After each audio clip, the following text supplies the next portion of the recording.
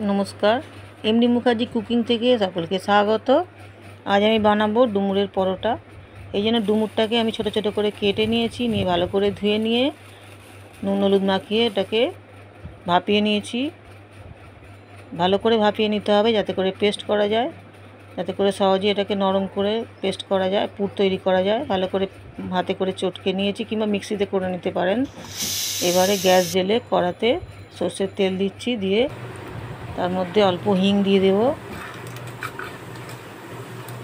হিং দেওয়ার পরে ওতে আমি আদা পেস্ট দেব,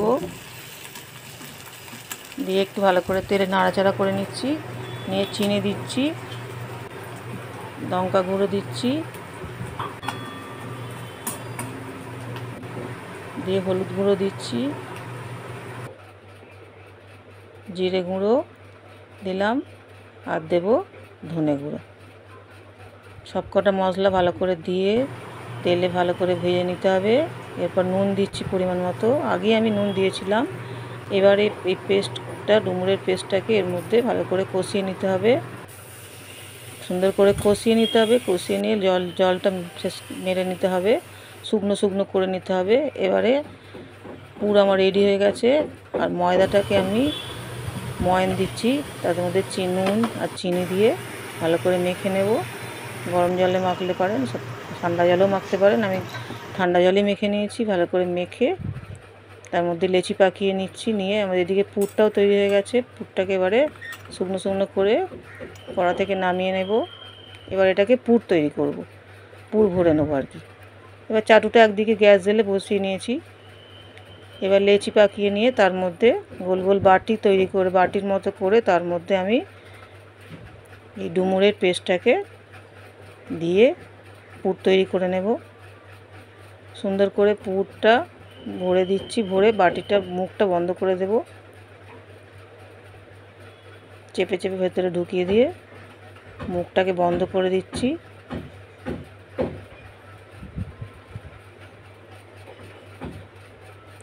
পুর ভরে মুখটাকে বন্ধ করে দিয়ে আমি তেল দিয়ে এটাকে বেলে নেব।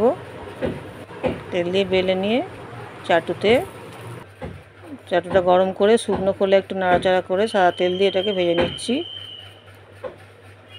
ভেজে নিয়ে একটা একটা করে ডুমুরের পরোটা তৈরি করে নিচ্ছি। এবারে আচার দিয়ে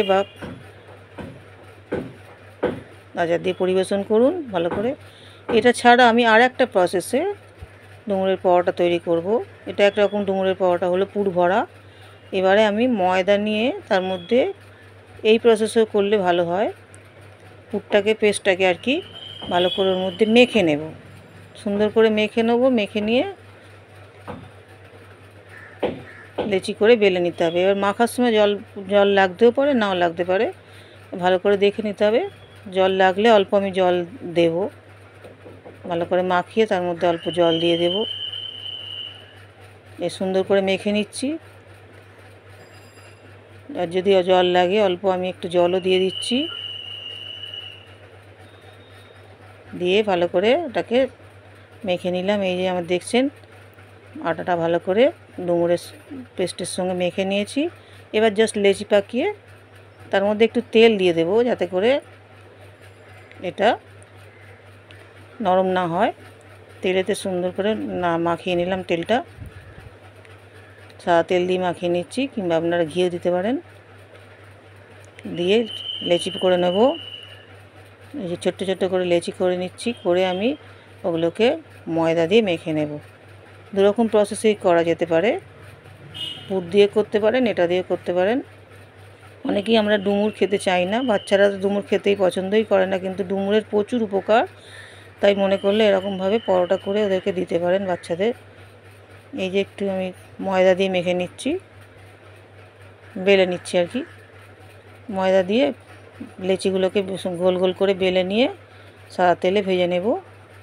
ডুমুরের প্রচুর উপকার, তাই ডুমুর খাওয়ানোর জন্য এই পরোটা করে যদি বাচ্চাদের দেন, সেই উপকারটাও শরীরে যেতে পারে। এরকমভাবে খাওয়াতে পারেন। এই যে গোল গোল করে ভেজে নিলাম, গোল গোল করে বেলে নিচ্ছি।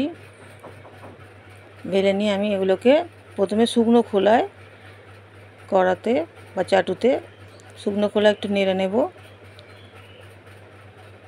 শুকনো খোলায় নেড়ে নিয়ে এবার একটু একটু করে সাদা তেল দিয়ে বা ঘি দিয়ে ভেজে নিতে পারেন। আমি সাদা তেল দিয়েই ভাজছি। অল্প অল্প করে নেড়ে নেড়ে এগুলো ফুলে উঠবে। ডুমুরের পরোটা রেডি। একটা একটা করে ভেজে পরিবেশন করুন।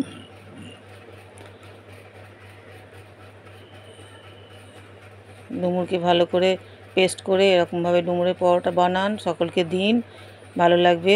অনেকে ভালো ডুমুর খেতে চান না, এরকমভাবে ডুমুর দিলে ভালোভাবেই খেয়ে নেবে, খুব ভালো লাগবে খেতে। এই যে একটা একটা করে ভেজে নিচ্ছি। ডুমুরের পরোটা আমার রেডি হয়ে গেল। শুকনো খোলায় সুন্দর করে একটা একটা করে ভেজে নিচ্ছি। একটা একটা করে ভেজে ডুমুরের পরোটা তৈরি করে নেব। তেল দিয়ে সুন্দর করে নাড়াচাড়া করে, প্রথমে শুকনো খোলায় ভেজে নিলে তেলটা কম লাগে। শুকনো খোলায় ভেজে নিয়ে অল্প অল্প করে এবার পরিবেশন করুন। এবার আমি কি করেছি, ওর মধ্যে কেউ আলুর দমের সঙ্গে করতে পারেন, কেউ কষা আলুর দম, কিংবা আমি ডিম কষা কিংবা মাংস কষা, যার সঙ্গে ইচ্ছা খেতে পারেন, অথবা চাটনি দিয়েও খেতে পারেন, আচারের দিয়েও খেতে পারেন। বিভিন্ন রকম করে পরিবেশন করুন, ভালোই লাগবে। এই যে একটা একটা করে আবার ভেজে নিলাম। সুন্দর করে ভেজে নিয়ে এই যে ডুমুরের পরোটা রেডি হয়ে গেল আমার। ভেজে নিচ্ছি, এবারে পরিবেশন করার জন্য রেডি করছি। একটা থালার মধ্যে এই ডুমুরের পরোটা নিলাম।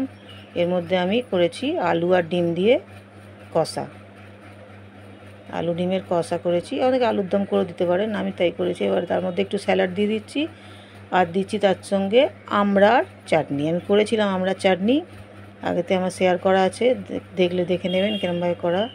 করে সুন্দর করে পরিবেশন করুন। ভিডিওটা ভালো লাগলে লাইক শেয়ার কমেন্ট করুন। নমস্কার।